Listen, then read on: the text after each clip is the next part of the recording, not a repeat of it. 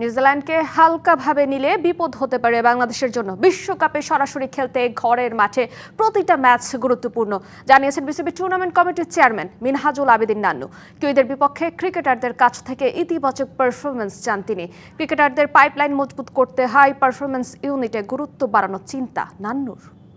New Zealand সিরিজটা ওটা হালকাভাবে নেওয়াটা যাবে না, কারণ যেহেতু আমাদের হোম সয়েলে খেলা, আমাদের পয়েন্টগুলি খুব দরকার আছে। হালকা করে নিলে কিন্তু আমাদের আবার বিপদ পড়তে পারে।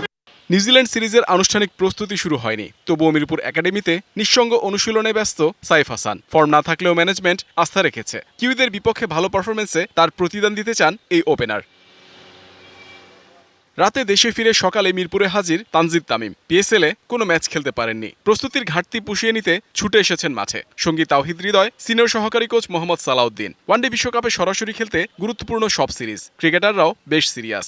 নিউজিল্যান্ড যথেষ্ট ভালো দল এবং সব ফর্মেটেই কিন্তু একটা চ্যালেঞ্জ সবসময় যে কোনো দেশকে দেয়। তো সেই হিসাবে নিউজিল্যান্ড সিরিজটা ওটা হালকাভাবে নেওয়াটা যাবে না, কারণ যেহেতু আমাদের হোম সয়েলে খেলা, আমাদের পয়েন্টগুলি খুব দরকার আছে। হালকা করে নিলে কিন্তু আমাদের আবার বিপদ পড়তে পারে। তো আমার মনে হয় আমাদের সেরাটা সঠিক সময়ে দিতে হবে এবং এই সিরিজটা থেকে অবশ্যই আমরা কিছু ইতিবাচক পারফরমেন্স চাই, যেটা আগামী সিরিজে কাজে লাগবে।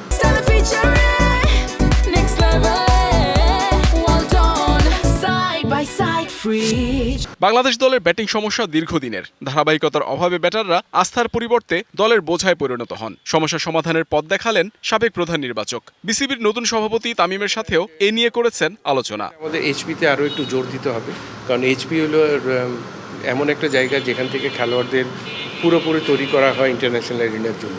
তো আমার মনে হয় এই জায়গাটা আমরা এখন আলোচনা করছি। আমাদের বর্তমান প্রেসিডেন্টের সাথে এটা নিয়ে আলোচনা হচ্ছে, হাই পারফরমেন্সকে আরও কেমনে আরও মানে খুব ভালো মতে যাতে এটাকে রান করা যায় এবং ভালো স্পেশালিস্ট কোচগুলিকে ইনভলভ করা যায় এখানে।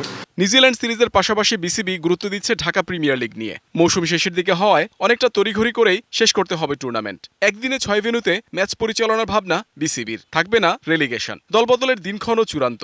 সব মিলিয়ে ব্যস্ত সময় পার করছে বোর্ড।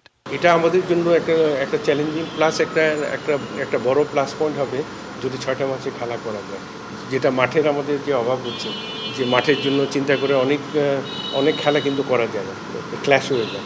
তো সেইভাবে চিন্তা ভাবনা করে কিন্তু ওইভাবে পদক্ষেপগুলি নেওয়া হচ্ছে। 4 মে থেকে ডিপিএল শুরু হবে। রাউন্ড রবিন লিগেই চ্যাম্পিয়ন ও রানার্স আপ নির্ধারণ করা হবে। Muhammad Nazim, DBC news, Dhaka.